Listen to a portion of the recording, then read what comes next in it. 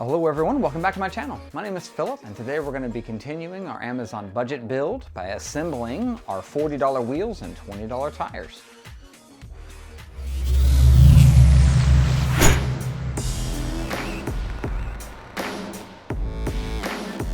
Well guys, before we get too much further, I just wanted to say thank you very much for stopping in and taking a look at another one of my videos. And if this does benefit you in some way, please do consider giving me a thumbs up and a subscription. That would really help me out. Now with all that out of the way, what you see in front of you is the wheels and tires for our Amazon budget build. And this video will show you how to put this together. Now the tools that we're going to need are going to be some kind of Allen wrenches. And for these wheels and tires, we're going to be using 2 and 2.5 millimeters. You're going to need some kind of progressively smaller screws. This will help you mount your beadlock rings to your wheels. You'll need some Loctite. And of course you'll need your wheels, tires, and hardware. Now the Loctite that I'm going to be using is going to be this Loctite stick. This is very similar to a glue stick in that you don't have a liquid, and this makes things quite a lot easier. You don't make quite as much of a mess. Plus I've had this tube of Loctite stick for like 4 years, so this lasts forever. If you've never seen my channel before, I use this DeWalt power driver quite a lot. This DeWalt power driver is unique in the way that if you push the trigger down, you can see that nothing actually happens until you begin to rotate the tool. So this has a gyroscopic technology in it that makes things pretty convenient to use. Now our first step with our Amazon wheels here is to mount all of these screws into the ring here.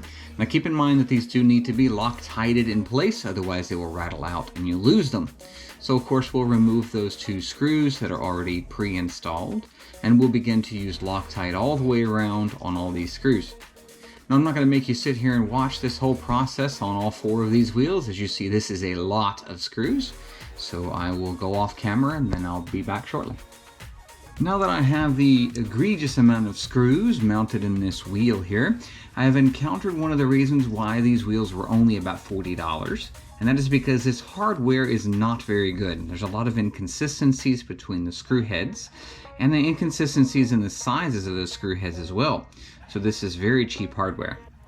Now my plan was to use our power driver in order to tighten up all of these screws around the ring, but I'm a little worried that I'm going to strip out screws or break off screw heads with the quality of these screws. So that's going to force us to use our 1.5 millimeter Allen driver. Now when you tighten these screws, you do want to tighten them up in a cross pattern. So if we start with this screw, we're going to jump all the way over here to the other edge of the wheel, and then move to the furthest away screw and furthest away screw, and so on and so on. So I'm going to go ahead and get these tightened up here, and probably going to end up just forwarding through the video so that you don't have to sit and watch all of these screws, because this is quite a lot.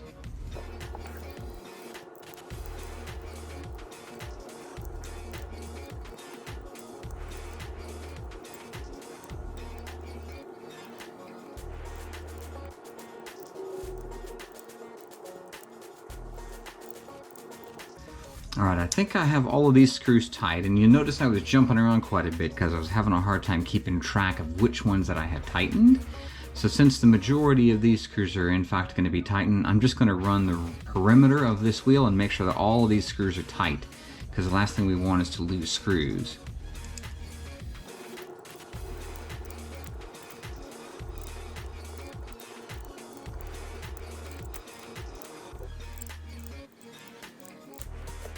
Okay, so now that we have all the screws around our perimeter tightened, we're going to work on the screws that are in the center, and I have already Loctited those, so they should just be ready to be tightened. Now these are in fact a 2.5 millimeter, and just as before, we're going to use a hand tool to tighten these screws instead of the power driver. Still using our cross pattern to tighten, just like you were changing a tire in a car. This will ensure that the hub is flat against the wheel, which is very, very important. Now that those are tight, we're going to give it one final tighten just to make sure that everything is nice and tight. Okay, now that the easy stuff is done, now we're going to do the hard things, which is we're going to take these screws that are out of the back of the wheel here so we can disassemble the wheel and start putting our tire on here.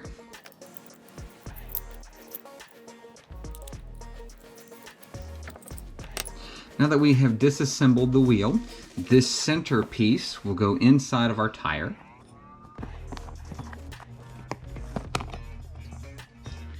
It's going to go inside of the tire like so. Then we're going to take our center hub and install it in the wheel, and rotate this around and install the ring on the back of the wheel. Now this is going to make things a little easier on us because you see there's not a huge gap between the two outer rings. That means that we won't need a lot of this extra length hardware that we have. So normally what you would do is you would take a longer screw than what comes with your kit and sort of pre-install this longer screw to help draw down the ring. Makes it easier for you to install your actual mounting hardware.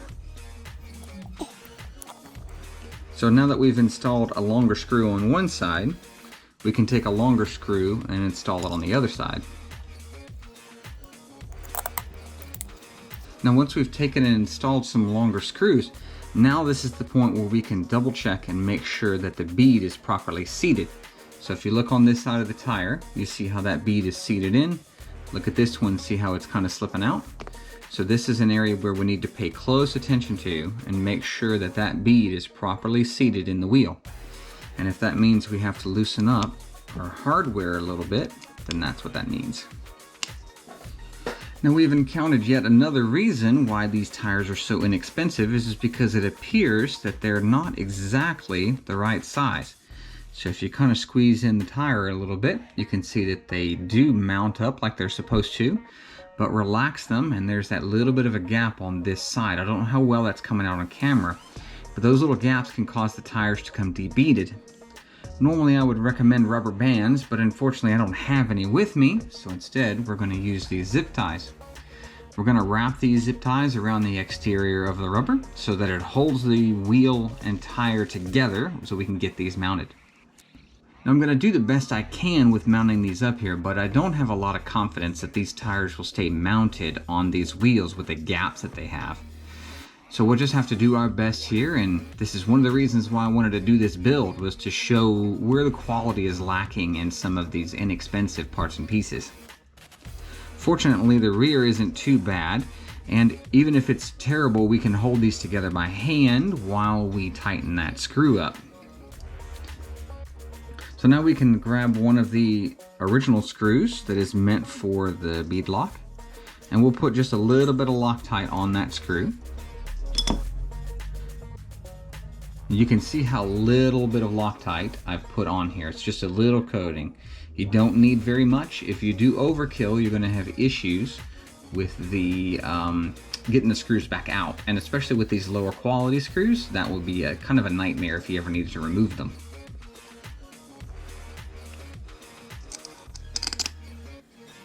So with those longer screws in place, you can see how easy it is for me to line that screw up and begin tightening up that hardware.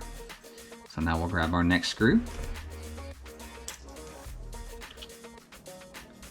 And just a little bit of Loctite, it does not take very much.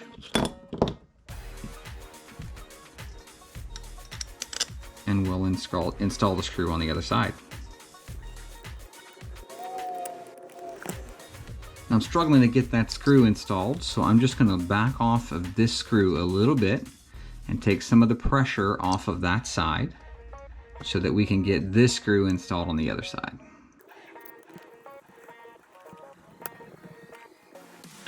Now that we have both of the original screws installed, you can see the screws that I installed that were a little longer are now too long.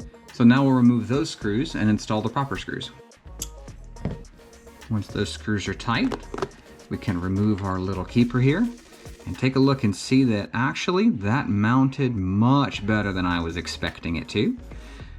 So maybe we won't have the quality issue that I was concerned about earlier, but that is it. That is how you mount a bead lock wheel and tire. Now I have 3 more wheels and tires to build, so I think we'll end the video here. Now one last thing before I let you go. As I was installing hardware in my 3rd wheel, I realized that my fears about the hardware quality came true. So I have 2 broken screws. There's one located right here, and there's one located right here. Now this happened by using a hand tool, so I'm very glad that I didn't use my power tool to tighten these up. I also had 3 screws that rounded out. Now, this company has been nice enough to supply me with some extra hardware, so I was able to kind of work through that, getting those old screws out and getting the non-stripped ones in. So that was pretty nice. But missing these screws is going to bug me. So what I'm going to do is, I'm going to take my broken screw heads, this is it right here, I'm going to install them onto a tool. I'm going to use this CA glue, also known as cyanoacrylic glue. And these are very similar to what you'd find in super glue, just a bit more industrial formula. So these work on almost everything. They do fog a little bit as they cure, so this will, this may affect some of the styling of whatever you're gluing if it all fogs up. But I'm going to use just a little bit of this CA glue on the head of the screw, and I'm going to install it in the hole that it belongs in. Then I'm going to use some of this kicker that I have right here. This kicker will accelerate that glue time so that it will hold it in place properly. So just a little bit of spray of this on the glue joint, and that screw is installed on that wheel. So now that lug will be there. So we'll do the same thing with this one right here. We'll put just the smallest amount of glue that we can on the head of that screw, and again install it in the hole,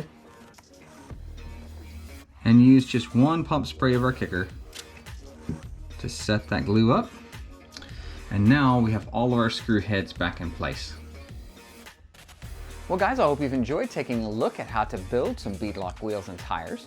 And if you've benefited from this video in any way, do please consider hitting that thumbs up and subscription button. Also, don't forget to hit that bell, especially if you want to see more of these videos on this budget build.